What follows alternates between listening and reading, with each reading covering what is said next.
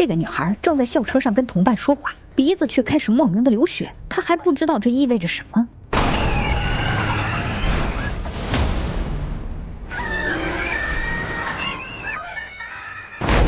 车子被倒扣进水里，所有的孩子都在惊恐地往上游，只有女孩一头扎进了水底。因为在死去的司机身后，她看到一束光，窗户上出现一个空洞。等她游出去，才发现那束光好长。她觉得自己完了，却渐渐感觉好像被什么东西包围了，一只手朝她伸了过来。她被一个老妇人拉进了一个好像星空的地方。老妇人说自己能将她送回去，但代价是要挖走她的眼睛，因为接下来的事情太残酷了。女孩醒了，她来到一片海滩，身边是最爱的爸爸，但她却再也没办法看到他的脸。女孩失明了。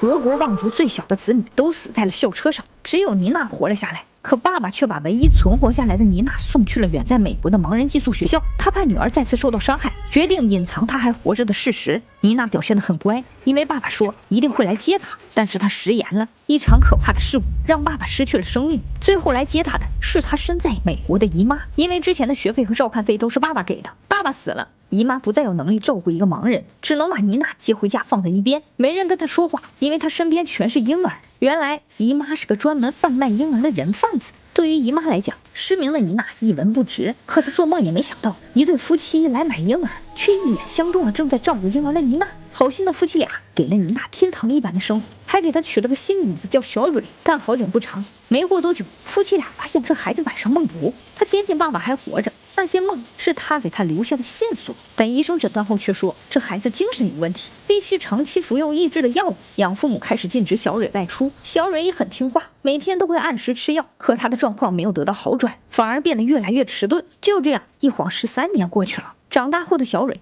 又做了一个奇怪的梦，梦里她听到爸爸的呼喊，她奋力地爬上一个巨大的雕像，终于在上面见到了爸爸。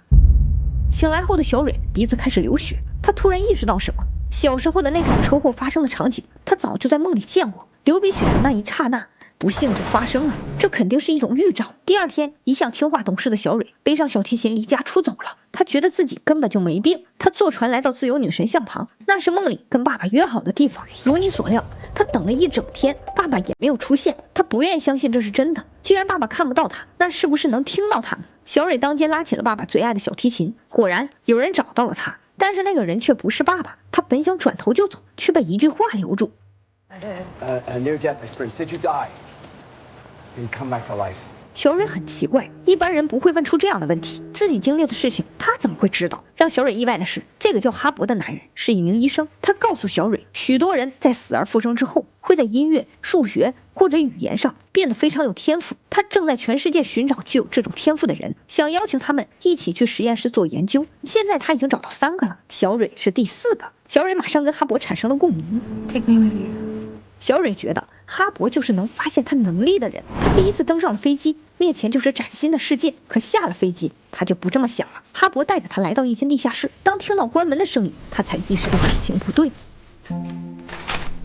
四周布满了玻璃，他被哈勃关起来了，而他的周围还关着被骗来的2男1女。隔壁一个叫河马的男人告诉他，上一个女孩被拉出去之后就再也没有回来。小蕊是新来的试验品，这里每天只能吃着动物的食物，饮水也只能靠着地上水沟里流下来的山水，还会时不时的释放出能把人迷晕的气体。在这黑暗的地下牢笼，你根本感受不到时间，不知道过了多久。哈勃带着盲人小蕊上来透风，他很争气的摸到了刀，但他没有刺向哈勃，而是顺利的切起了面包。一个盲人又有什么杀伤力呢？小蕊让哈勃看到了他的另一个作用，煮饭婆。就这样，小蕊得到了哈勃的信任，开始慢慢熟悉他的生活习性。因为经常埋头工作，哈勃喜欢吃安眠药，趁他不注意，小蕊都会偷偷拿上一片。没过多久，他就攒下了满满一盒。终于机会来了，趁着哈勃上厕所，小蕊把一整盒的安眠药全都倒进了煮好的汤里。哈勃丝毫没有察觉，